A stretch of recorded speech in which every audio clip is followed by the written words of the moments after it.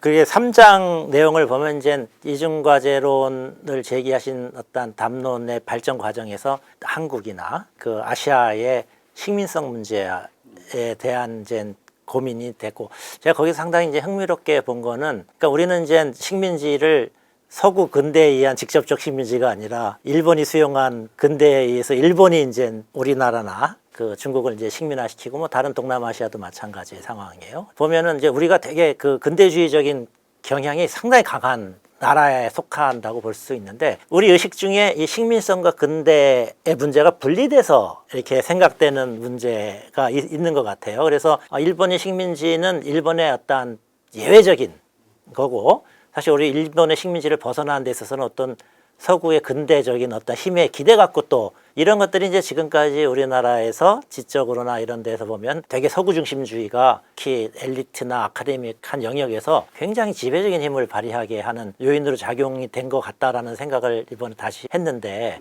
그 부분에 대해서 선생님도 하실 말씀이 많을 것 같아요. 예. 서구의 식민지 지배를 직접 안 받았기 때문에 그 사람들에 대한 원한이 적어요. 그리고 뭐 독립운동 하는데 미국 선교사들이 도와준 것도 있고, 그러다 보니까 서양의 근대는 좋은 거고 이 일본 얘들이 나쁘다 하는 관념이 들어서 있는데, 사실은 서양의 근대를 따라가는데 우등생인 일본이 그 서구적인 이념을 가지고 우리를 지배를 했고, 구체적으로 들어가면은 내 책에도 그런 예를 들었지만은 일본의 천황이 공식 만찬을 베풀 때는 프랑스 요리입니다. 그 일본 음식이 아니라. 또 예복은 턱시도에다가 프로코트 입고 뭐 그렇잖아요. 그래서 우리나라에 들어와서도 사실은 양복을 입어야지 대접을 해줬단 말이에요. 그래서 우리가 훨씬 더 전통 의상이 많이 사라졌어요. 인도 같은 데하고 비교하면은. 인도는 서양에 직접 지배를, 물론 인도는 또 인도대로 워낙 전통이 강하고 풍부한 나라라서 그런 것도 있지만은, 만약에 일본 사람들이 와서 지배하면서 자기네 의상을 우리한테 강제로 입혔다 그러면은 해방되는 날 전부 벗어 던지고 우리가 한복으로 돌아갔을 거예요. 근데 지금은 한복이라는 거는 거의 여성들이 특별한 경우에만 입는 게 이렇게 됐잖아요. 그런 의미에서 우리가 일본의 지배 받았기 때문에 서구주의가 더 이렇게 뿌리 깊게 들어있고, 그걸 나쁘게 생각하는 의식이 덜한 것도 사실인 것 같습니다. 그러다 보니까 이제 식민지에서 식민지살이 하는 것만을 식민성이라고 우리가 좁게 생각하면은, 우리 일본 식민지 벗어났고 미국 따라가면서 근대화 이만큼 했고 경제 발전도 했고, 그러니까 우리는 식민성을 청산한 것처럼 오해할 수 있는데, 식민성이라는 걸 조금 더 넓게 생각하면은 전혀 아니란 말이죠. 근데 내가 그 페이퍼에 식민성이라는 게 제목으로 들어간 이유 중에 하나는, 그때 그 밍검턴에서 열린 컨퍼런스의 대주제에 식민성이라는 단어가 들어있어요. 그때 식민성의 주체자들이 생각했고 나도 동조했던 식민성의 개념은, 식민성이라는 게 저분의 식민지 상태만 얘기하는 게 아니라 사회생활에 있어서 뭔가 그 요즘 말로 이제 가불관계 같은 거예요. 갑질, 문화, 이것도 식민성의 하나고요. 더 이렇게 거창한 차원에 가면은 진리나 지식의 개념 자체가 서구적인 그 틀에 딱 갇혀 있는 것, 이것도 다 식민성이라고 보고, 그런 식민성은 근대 자체를 극복하지 않으면은 극복이 안 된다고 보는 거죠. 그 요소들은 근대와 다른 현상이 아니라 근대 내재 상당 내부에서 계속 작동해왔던 현상이기 때문에, 지금 말씀하신 것처럼 그 문제의 극복은 근대 극복과 같이 이루어져야 된다, 뭐 이런 이야기로 이해할 수 있을 것 같은데요. 예. 나는 근대화됐다, 우리는 근대인이다 하는 어떤 그런 자부심을 갖고 그렇지 않은 사람들을 사람이 아닌 걸로 보는 습성은 덜했던 것 같아요. 이게 이제 서양 사람들이 식민지 개척하고 가면서 식민지 사람들을 사람으로 안 봤거든요. 심지어는 스페인의 그 정복자들이 남아프리카 가가지고 이 인디언들이, 토착민들이 영혼이 있냐 없냐 가지고 논쟁을 벌이고 그랬어요. 그리고 실질적으로는 하여간 영혼이 없는 인간들로 취급해가지고 마구 했는데, 우리는 이제 기독교 문명이 아니니까 그런 식의 논쟁은 벌이지 않지만은, 분단돼서 분단 체제가 정착해가는 과정에서 제주도의 4.3 사건 같은 거, 여순 반란 때 소위 빨갱이들을 다 때려잡고 한 거는 이거는 과거는 조금 다른 차원 같아요. 이게 이제 말하자면 일본 사람들도 우리 이제 일본 놈들이 뭐 민족성이 나빠가지고 난징에서 대학 학살했다 그러지만은 일본 사람들이 원래 중국인이나 조선 사람들에 대해서 그런 차별의식을 가진 사람들은 아니잖아요. 예. 그런데 난징 대학 학살 때 보면은 이걸 완전히 서구인들이 야만인들 다루던 그 습성을 배운 거예요. 그 이제 서구 사람들은 이제 그러다가 자기들 어떻게 보면 엇보죠. 유럽 핵심부에서 같은 백인인 독일인이 유대인을 그렇게 그냥 조직적으로 학살하는 그런 그 홀로코스트 그게 했는데 이게 이제 우리가 근대를 극복해야 할 중요한 이유 중에 하나라고 봅니다.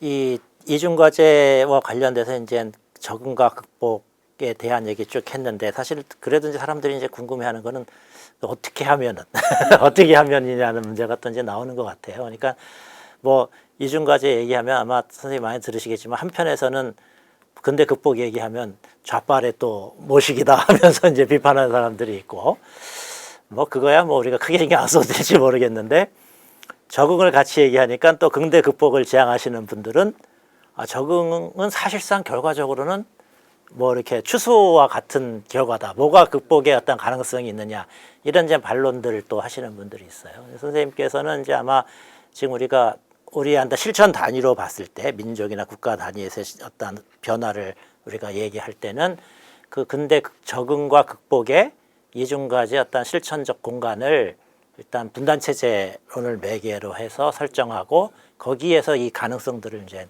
논의를 하시고 계시는데, 그러니까 분단 체제가 왜 적응과 극복의 이중과제를 시행하는 공간이고 그 분단 체제 극복에 어떠한 그 내용들이 어떻게 담겼는가 이런 부분들이 한번 좀 얘기를 좀 돼야 이 이중과제가 구체적으로 좀 전달되시지 않을까 싶어요. 네. 근대 극복 얘기하면서 하기만 하면은 또는 뭐 자본주의에서 우리가 벗어나야 된다는 얘기만 하면 자동적으로 좌빨로 몰든 거는 요즘 많이 달라진 것 같아요. 그러니까 최근에 뭐 일지도 있듯이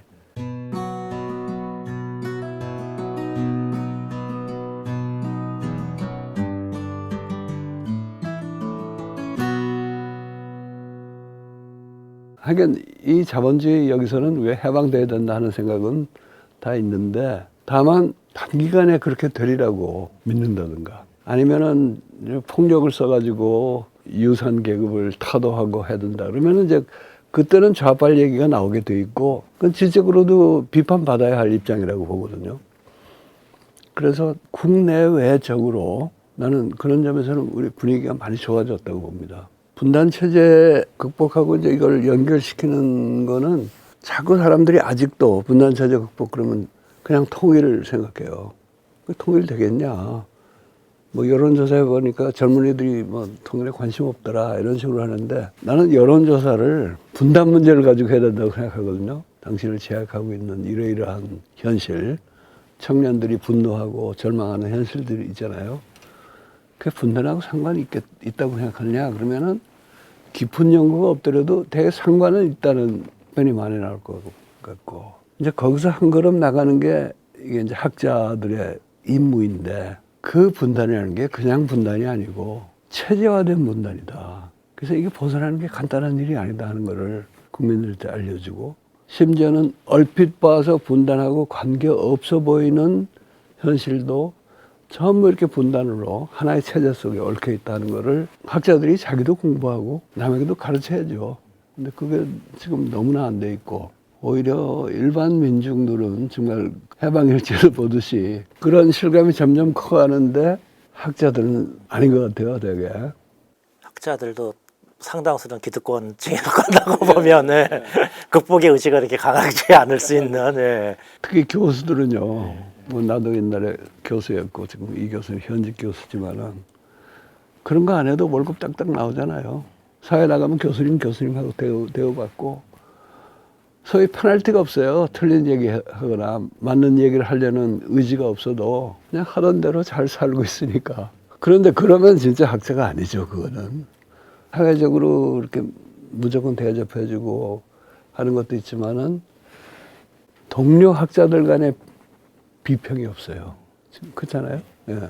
소위 영어로 하면 이제 peer review라든가 peer reputation, 그 동급의 학자들, 지식인들 간에 상호 비판하는 풍토가 너무 부족을 하고, 비판하면은 원수가 되거나 아니면 나같이 완장 안 찬 사람이 사회에 이야기하면은 완장찬이들이 그냥 무시하거나 그런 건데, 그것도 나는 그런 저것도 지금 그대로 이대로 버티지 못할 거라고 봅니다. 예.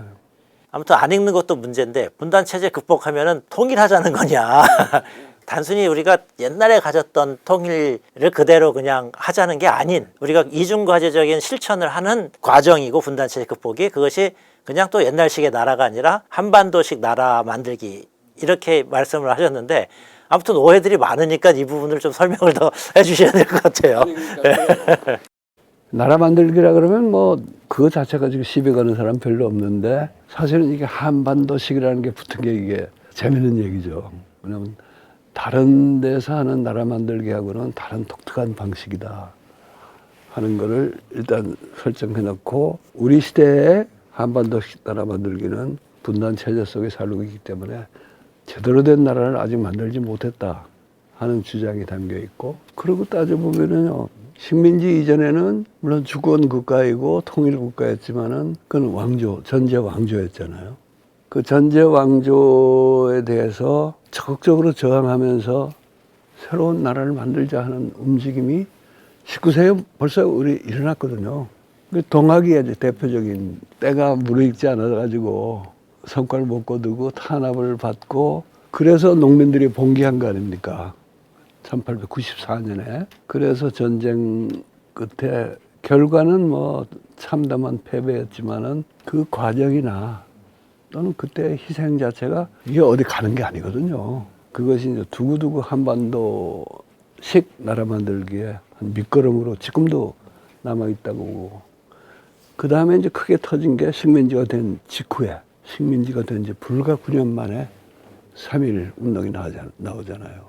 오늘까지 이어지는 한반도식 나라 만들기의 동력으로 남아있고, 지금 한반도에서 또는 한국에서 나라 만들기를 제대로 하자, 이게 나라냐, 나라다운 나라 만들자 하는 사람들이 대한민국만 가지고 뭘 만들 수 있다고 착각을 해요.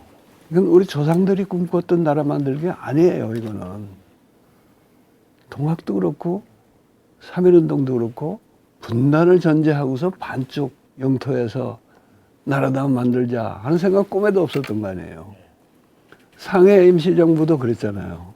그만큼 우리가 이제 분단체제에 길들여진 건데, 학자라는 사람들이 국가 건설의 구상이라든가 개혁의 구상을 할 때도 그 분단 싹 빼고, 그 내가 그걸 이제 후천성 분단인식 결핍 증후군이라고 그런 이제 야유조의 명칭을 붙여줬는데, 물론 통일되기 전에 아무것도 못한다 하는 이런 패배주의나 비현실적인 논의는 우리가 해서는 안 되죠. 그러나 우리가 분단을 극복해 나가는 그 과정에서도 점점 더 나라다운 나라를 만들고, 그런 그 국내 개혁을 기반으로 남북 관계가 더 발전해가지고 통일은 아니더라도 또 통일일 수도 없어요. 옛날식에.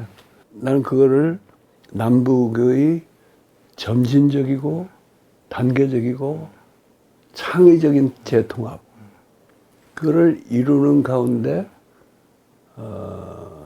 통학이나 3.1운동 때 우리 선인들이 꿈꿨던 그 나라 만들기가 드디어 완성된다, 이런 생각을 갖고 있어요. 그 나라 만들기라고 하면 어쨌든 사람들이 받아들이기, 우리 나라 있는데 왜 또 나라를 만들어야 하는 부분들에 대해 아마 답변 될 것 같아요. 예. 꼭 그렇지만은 않아요.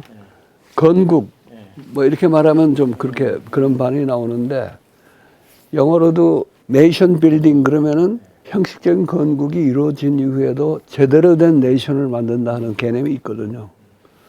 근데 우리는 국가 자체가 아직 제대로 설립이 안 돼 있으니까 그 뭐 이상하게 보는 사람들 할 수 없죠.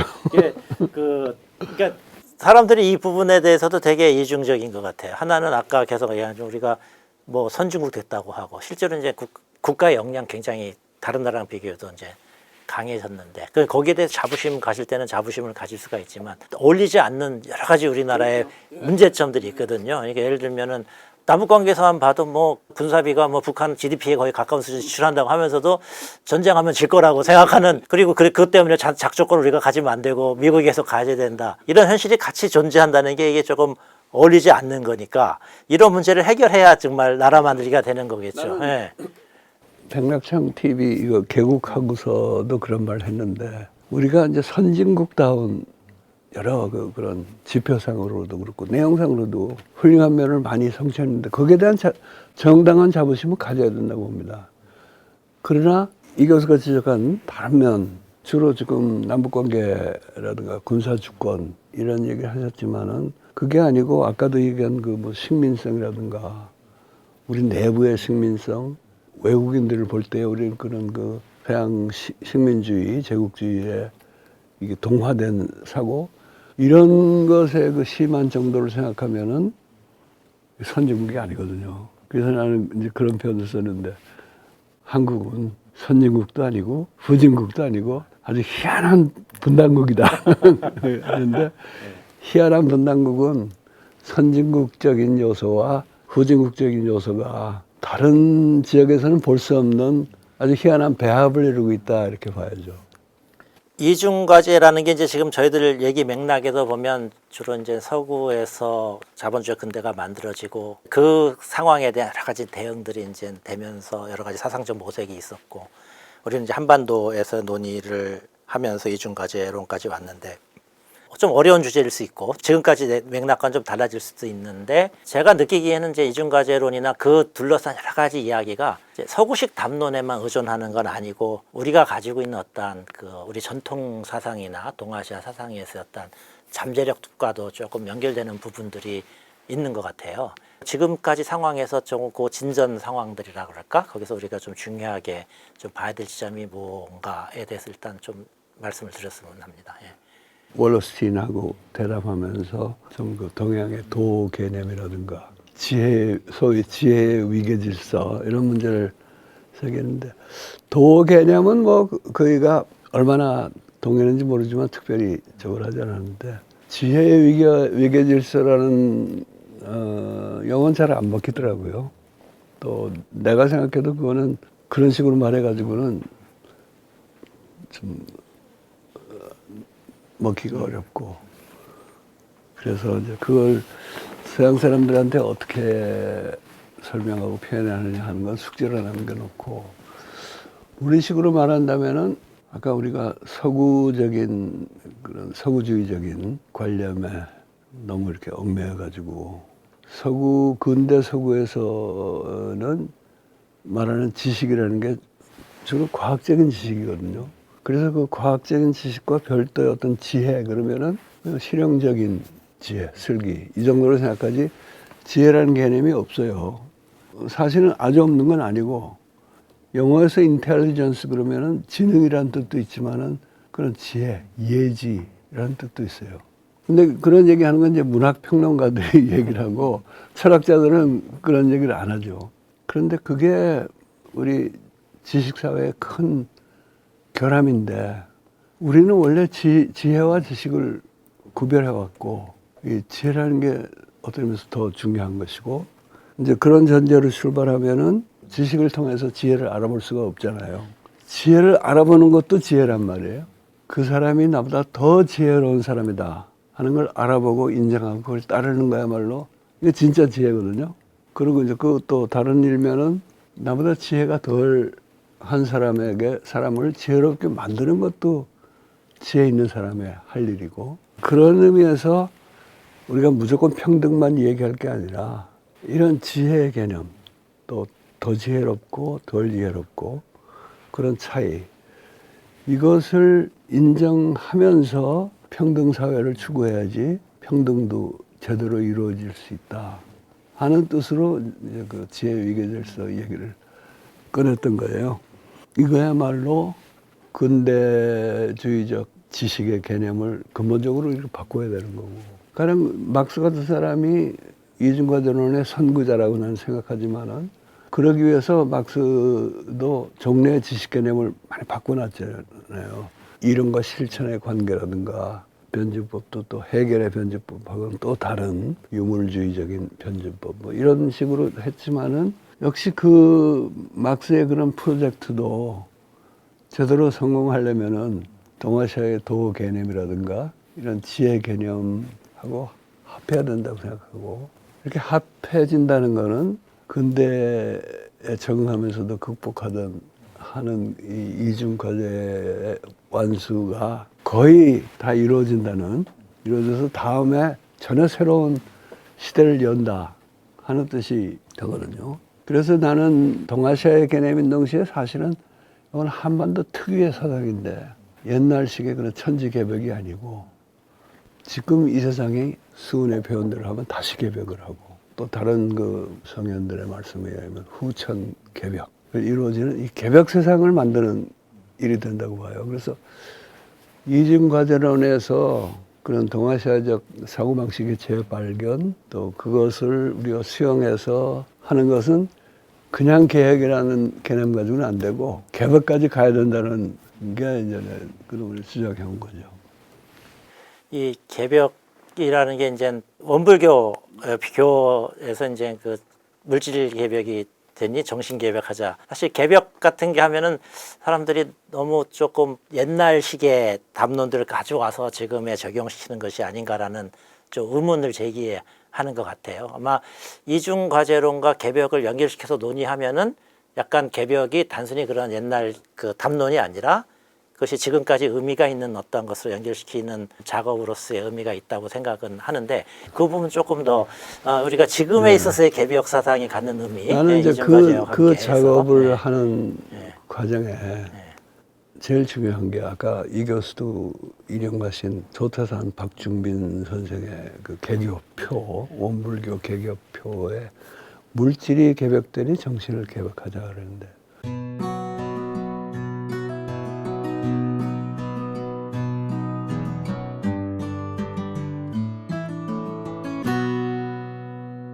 정신개벽이라는 개념 자체는 뭐 해월 선생의 인심개벽하고 이제 크게 다를 바 없습니다. 그러나 그 물질개벽이라는 개념이 나는 새로운 것 같아요. 이 물질개벽이라는 거는 쉽게 말하면 이게 자본주의 발달로 인해서 생기는 이제 굉장히 급격하고 근본적인 우리 생활 전반에 걸친 변화를 얘기하는데 그냥 변화나 발전이 아니고 그 나름의 개벽에 해당한다. 근데 개벽인데 그것만 따라가면 다 죽는 개벽이죠. 그렇죠. 예. 그래서 거기에 상응하는 정신개벽을 하자, 인신개벽을 하자, 후천개벽을 하자 하는 그 얘기거든요. 물질개벽이 도대체 무엇이며 어떻게 진행되고 있는가에 대해서 깊은 연마가 있어야 된다고 봐요. 근데 지금 보더라도 뭐 우리가 쉽게 뭐 4차 혁명이 어떻고 뭐 AI가 어떻고 그러지만은 자본주의가 우리가 뭔지는 잘 모르지만은 또 새로운 단계에 가 있는 건 틀림없잖아요.